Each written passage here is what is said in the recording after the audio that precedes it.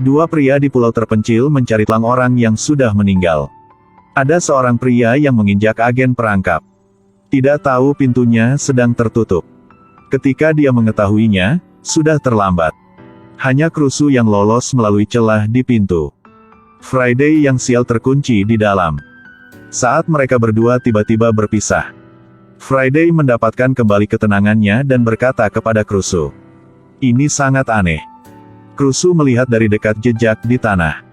Setelah beberapa saat membandingkan, dia menemukan batu yang mencurigakan. "Baiklah. Aku bisa mengatasinya." Setelah pintu batu terbuka, Friday merasa tempat ini tidak boleh berlama-lama. Cepat untuk melanjutkan pencarian. Tapi tidak jauh, terdengar suara aneh. Tanpa banyak berpikir, keduanya terus bergerak maju. Setelah itu, keduanya mengagumi saluran air di depan mereka. Kalau jatuh ke sana, hanya daging dan tulang yang akan meleleh. Meskipun berbahaya, tidak ada pilihan lain. Kedua pria itu mengumpulkan keberanian mereka untuk bergerak maju. Coba terbaik untuk menjaga keseimbangan.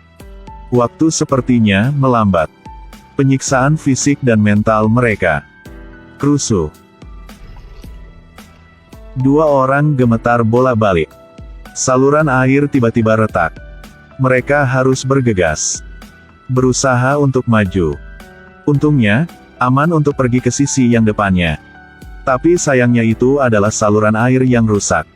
Setelah Ezra pulang rumah, tanpa berpikir banyak, keduanya melanjutkan perjalanan. Segera mereka mencapai ujung jalan. Tanpa diduga keluar dari gua. Di depan adalah hutan lebat. Friday segera mencabut pisaunya. Tetap fokus tapi tinggi. Tidak lama kemudian mereka menemukan sisa-sisa kegiatan suku. Ada juga altar yang sangat besar. Tapi di atasnya ada tutup batu yang sangat berat. Friday dengan penuh semangat mengeluarkan pisaunya. Tapi itu tidak bergeming. Bahkan merusak pisaunya juga. Krusu menebak bahwa ini adalah peti mati batu. Melalui jejak angin korosif, dapat dilihat bahwa itu sudah ada sejak lama. Buat Friday merasa tulang orang mati yang tersisa harus disembunyikan di dalam. Mereka berdua buru-buru memeriksa sekeliling mereka. Hanya melihat gambar yang diukir di atas peti mati. Sama seperti gambar di kotak dewa air sebelumnya. Dua orang mencoba mengambil tanda di kotak sebagai kunci untuk dicolokkan ke lubang di peti mati. Mencoba beberapa gambar berturut-turut yang benar-benar bisa. Saat mereka bahagia. Tanpa sadar ada mata yang mengawasi mereka. Ketika gambar terakhir dimasukkan ke dalam peti mati dengan air. Adegan ajaib terjadi. Tutup peti mati secara otomatis muncul. Friday kagum bahwa ini adalah kekuatan ilahi. Krusu dengan tenang berkata bahwa harus mempercayai sains. Ini jelas memanfaatkan prinsip tekanan internal dan eksternal yang dibuat. Kemudian mereka berdua buru-buru mengangkat tutupnya. Seperti yang diharapkan, tulangnya ada di dalam. Tapi sayangnya ketika mereka berdua hendak membawanya pulang bersama. Tiba-tiba terdengar suara menggeram. Mereka berdua dengan cepat memasukkannya ke dalam saku mereka. Temukan cara lain untuk pergi.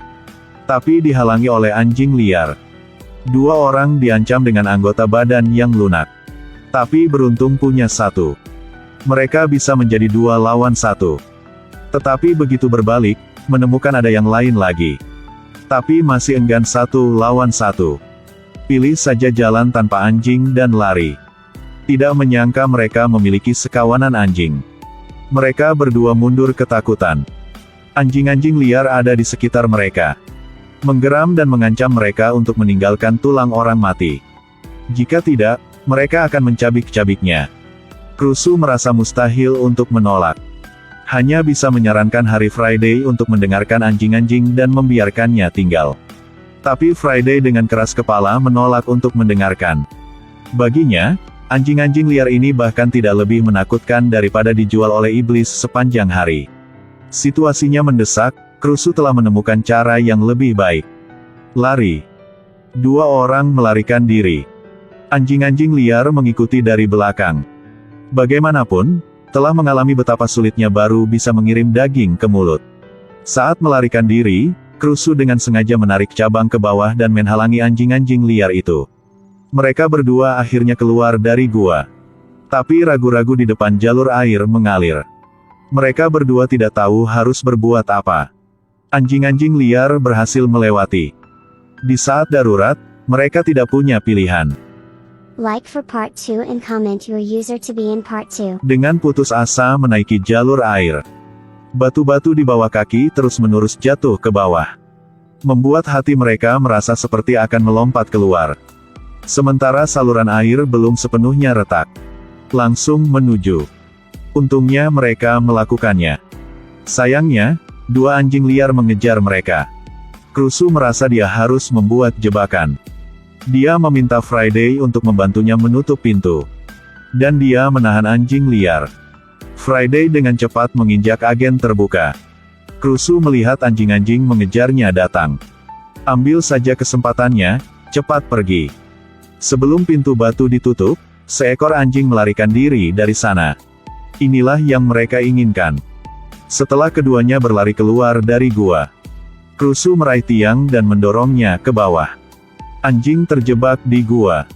Mereka berdua sangat lelah sehingga mereka jatuh ke tanah.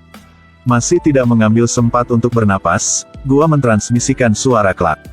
Mereka berdua harus bangkit dan lari. Benar saja, tepat setelah itu, anjing yang keras kepala itu keluar. Keduanya berlari ke pantai yang diinstruksikan oleh iblis sebelumnya. Masih tidak bisa membuka tas, anjing liar itu bergegas. Friday buru-buru membuang tulang orang mati ke laut. Tasnya tenggelam. Yang mengejutkan keduanya adalah anjing liar ganas yang tampaknya dihibur oleh kekuatan mistik dengan patuh pergi. Krusu berniat menangkapnya untuk temannya yang penyayang anjing. Itu akan memakan temanmu. Petualangan yang sulit ini telah berakhir. Pulau itu mendapatkan kembali kedamaiannya. Keduanya dengan senang hati tertawa dan berbicara. Ketika mereka kembali, airnya mengering, tetapi tiba-tiba ada banyak air lagi. Krusu mengangkat air untuk mencium. Air menjadi manis. Dia tidak sabar untuk mendapatkan lebih banyak air. Tapi melihat sesuatu di ember. Dia terkejut dan mengira dia pusing. Tanpa diduga, cincin yang ditelan oleh sungai telah kembali. Semuanya adalah hal-hal aneh yang luar biasa.